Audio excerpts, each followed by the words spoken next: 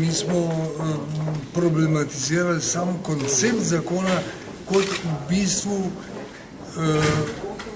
jaz osebno sem to imenoval, norčevanje iz prava in iz zdravega razuma. Pri pavšalu pa je seveda potrebno upoštevati tudi finančno stanje, v katerem je danes država, ko na vseh področjih znižujemo pravice, socialne pravice, plače v javnem sektorju in tako dalje. In seveda tudi pri tem zakonu to ni dejavnik, ki ne bi bil vreden upoštevanja. Ta pavšal lahko primerjate z odškodninami, ki jih dobivajo žrtve vojnega nasilja in boste videli, da je višina zelo, zelo primerljiva.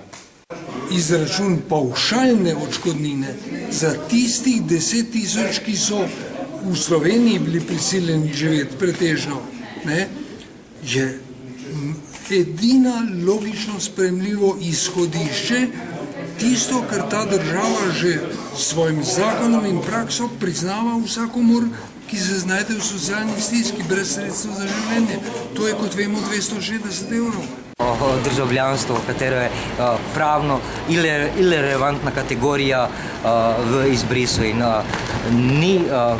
niso kršene pravice naše državljanske pravice, ampak pravice iz tega neodtujljivega statusa stalnega bivališča.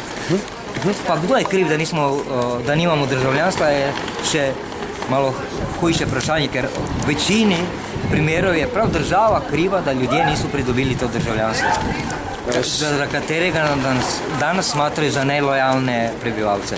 Tukaj se sklicujemo na sodbo Evropskega sodišča za človekove pravice, ki je samo se postavilo na stališče, da je bilo potrebno neko aktivno ravnanje, torej da je moral posameznik se potruditi, vložiti nek napornik trud v to, da si uredi status. In pri tem bomo vztrajali, se pravi, pripada tistim, ki so si status uredili. Da mi izrecno zahtevamo, da mora zakon omogočiti odškodnine, pač ustrezne, vsem 25 tisoč izbrisanim, ne pa samo 10 tisoč kot zdaj.